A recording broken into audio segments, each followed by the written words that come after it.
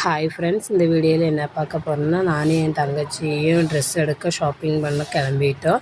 எதுக்கு இந்த ஷாப்பிங்னு சொன்னேன், எங்கள் ஊரில் பாலக்காட்டில் இன்றைக்கெல்லாம் திருவிழா ஸ்டார்ட் ஆயிடுச்சு. வெள்ளிக்கிழமையிலேருந்து திருவிழா ஸ்டார்ட் ஆயிடுச்சு.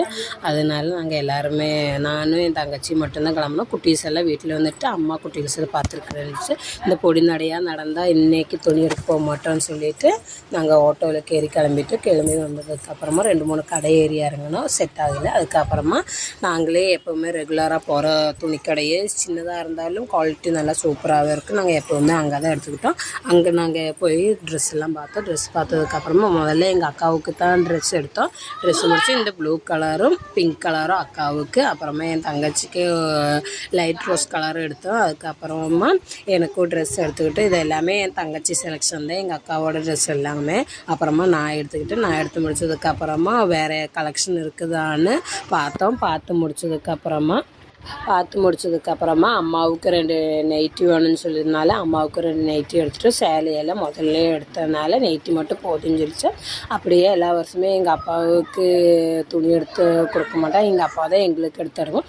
அப்போ எங்கள் அப்பா சொன்னார், எனக்கு இங்கே ட்ரெஸ் இல்லையா சொன்னார். சரின்ட்டு அவருக்கு ஒரு ட்ரெஸ் போட்டு வாங்கி கொடுத்தா, ஷர்ட் மாத்தம் வெட்டி. ஏன்னா எங்கள் அப்பா அவ்வளோக்கு யூஸ் பண்ணாட்ட காவி வெட்டி தான் யூஸ் பண்ணுவார். அதனால் அவருக்கு ஷர்ட்டு மட்டும் எடுத்துக்கிட்டோம். ஏன்னா அது எடுக்கும்போது எங்களுக்கு 2 பேர்த்துக்குமே பெரிய ஹாப்பினஸ்ஸாக இருந்துச்சு. அதுக்கப்புறமா என் தங்கச்சிக்கு செப்பல் இல்லை சொன்னால் சரின்ட்டு செப்பல் எடுக்க போனோம். செப்பல் குடோனுக்கு தான் போனோம்.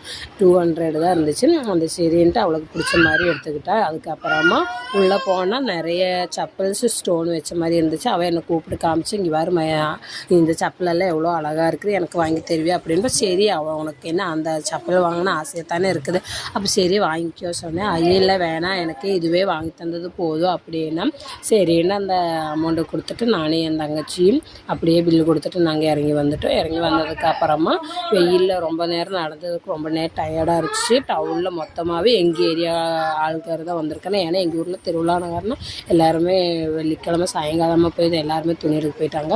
அப்படியே நாங்களும் போய் போகிற கடையிலெல்லாம் எங்கள் ஏரியா ஆளுக்கார் தான் இருந்தாங்க. எல்லாத்தையும் பார்த்தியும் அதுக்கப்புறமா நானே என் தங்கச்சியும் மெதுவாக நடந்து வந்தோம். அப்போ நான் சொன்னேன், எனக்கு ஒரு குட்டியை பசிக்குது அப்படின்னு. சரிவா டீ வேணுமா, ஏதாச்சும் ஸ்நாக்ஸ் வேணுமான்னா வேணால் ஸ்நாக்ஸ் சாப்பிட்டு அப்படியே ஜூஸ் சாப்பிட்டு வரலான்ட்டு வந்தோம். அதுக்கப்புறமா ஒரு கடையில் போய் மட்டும் ஸ்நாக்ஸு 2 பசம் ஆளுக்கு ஒவ்வொரு சமோசாவும் சாப்பிட்டதுக்கப்புறமா ஜூஸு குடிச்சிட்டு அப்படியே ஆட்டோவில் கிளம்பி வந்ததுக்கப்புறமா வீட்டுக்கு வந்து மட்டும் எல்லா பார்சலையும் பிரித்து பார்த்து எல்லாத்துக்குமே பிடிச்சிருந்துச்சி. எங்கள் அக்காவுக்கும் பிடிச்சிருந்து, எனக்கும் பிடிச்சிருந்துச்சு. சரி மட்டும் வீட்டுக்கு வந்து எல்லாத்தையுமே பார்த்துட்டோம். இந்த வீடியோ பிடிச்சிருந்தா லைக்